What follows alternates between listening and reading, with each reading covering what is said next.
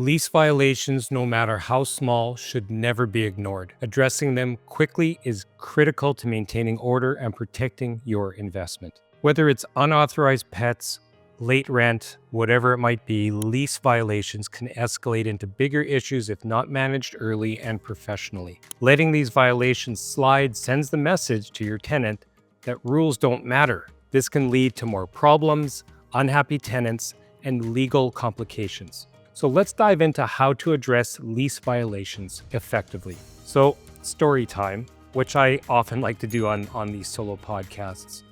There are so many, and even my personal rentals many years ago, unauthorized pets.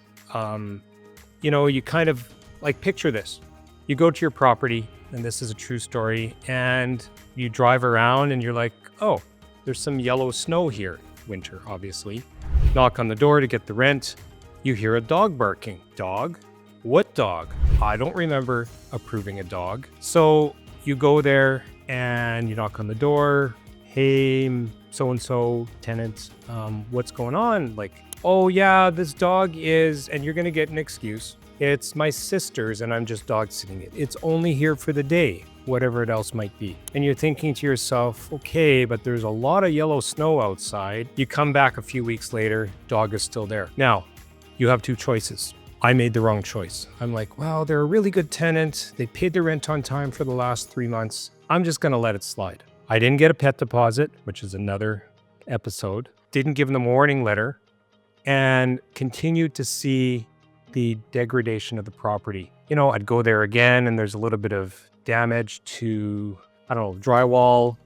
Maybe there's something going on in the backyard. Dog has now dug a hole, yellow spots on the grass, whatever it might be. But I didn't have the courage or the guts to actually do something about it. How could this been avoided with better enforcement? Okay.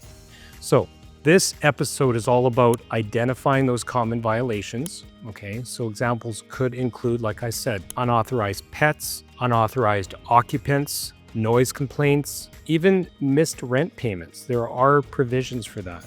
Okay, damage. Okay, there could be damage. So let's talk about unauthorized occupants. What could that be? Well, if you're signing and creating your lease agreement correctly, and I'd encourage you to listen to the previous episode from last week on lease agreements. One thing you should have in there as well is who is allowed to be there. So if you say leaseholders, so that could be mom and dad, 2 kids, and you could name their names and their birth years, okay? So now that's 4 people. But you go there and all of a sudden the brother-in-law is there and his girlfriend, couch surfing. That's unauthorized. You could put up with it, or you could give them a warning letter, which we'll talk about in a second. Noise complaints.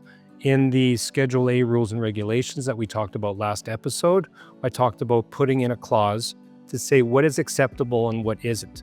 In the City of Winnipeg, or at least in our lease agreement rules, I think City of Winnipeg here is 11 p.m. We say 10 p.m. because that's what we want to enforce, okay? So if somebody is making noise at 12 o'clock at night, either it's a child running around, throwing a ball, bouncing a basketball, somebody who's on night shift, it really doesn't matter. It's still a violation. So let's talk about other things, noise complaints, garbage in the yard, excessive clutter, hoarding, damage. Maybe they, again, had the pet. That maybe the pet is authorized, but they chewed apart the screen. That happens with cats a lot. And you want them to fix this screen because there's only so much that you have in your security deposit, and you need that for other damage and rent, maybe non-payment of rent. Again, in the City of Winnipeg, province of Manitoba, we're only allowed to retain half a month's rent as security deposit. So if there's any damage that you want the tenant to fix, you want to make sure that you're on them, making sure you're giving deadlines, and the threat of that could be that they might be evicted. Okay, so we know what the violations are, or the types of violations. Talk about taking immediate action. What does immediate action mean? Issue a warning notice, a written warning notice, okay?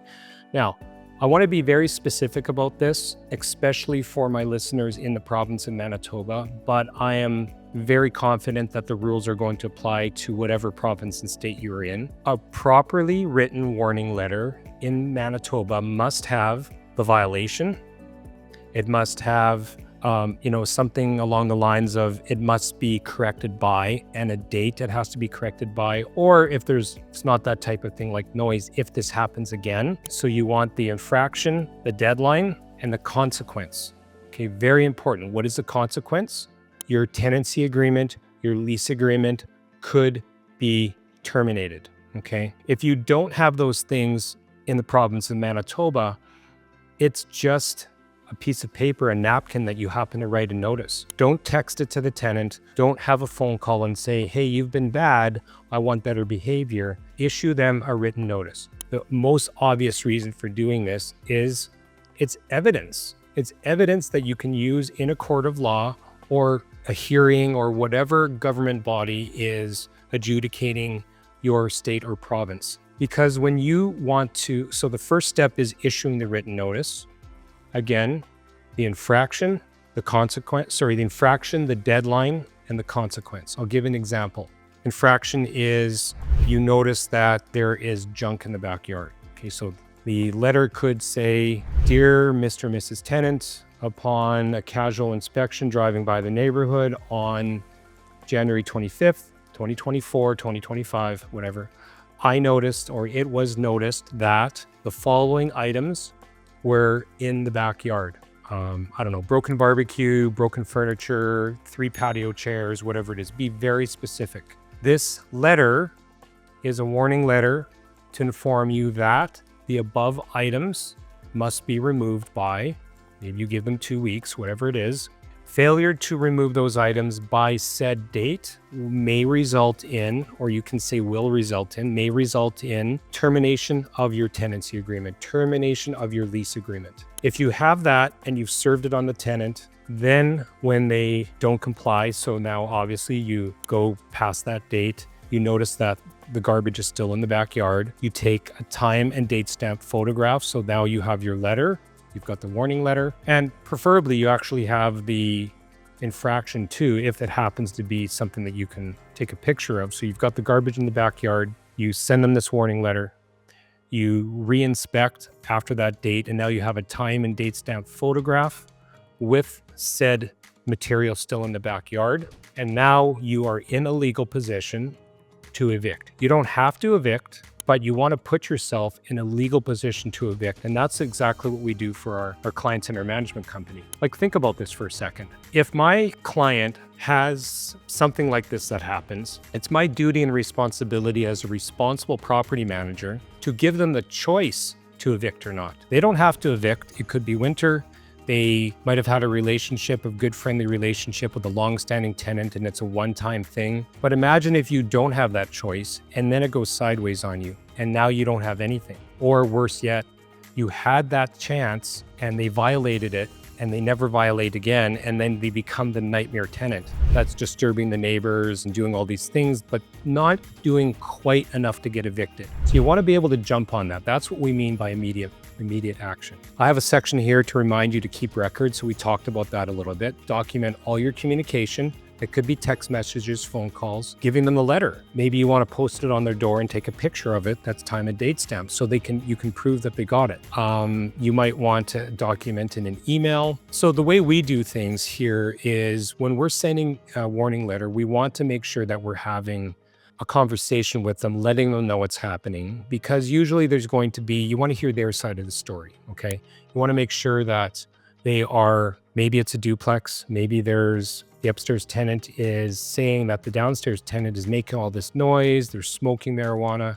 You still want to have that conversation with the offending party just to make sure, because they could also say, oh, well, so-and-so upstairs is only doing that because we had an argument last week, whatever it might be. So definitely clarify that. Escalation now. So we've got the warning letter, we've got the deadline, we've got proper documentation, and you want to escalate when you feel it's necessary. Escalating, of course, is actually evicting.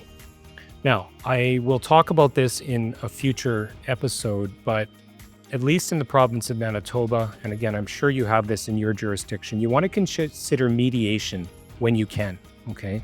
In severe cases, obviously, go through legal action, but in province of Manitoba, If we mediate, and it could be mediating them to leave, you're throwing a carrot at the tenant to say this won't become public knowledge if you leave quietly, or the stick is going to court, having it on your public record, preventing you from being able to rent something from a landlord, okay? All right, so in summary, you want to consistently enforce lease terms, keeping your property running smoothly. You want to show your tenants that you're serious about the rules. You do not want to be a pushover.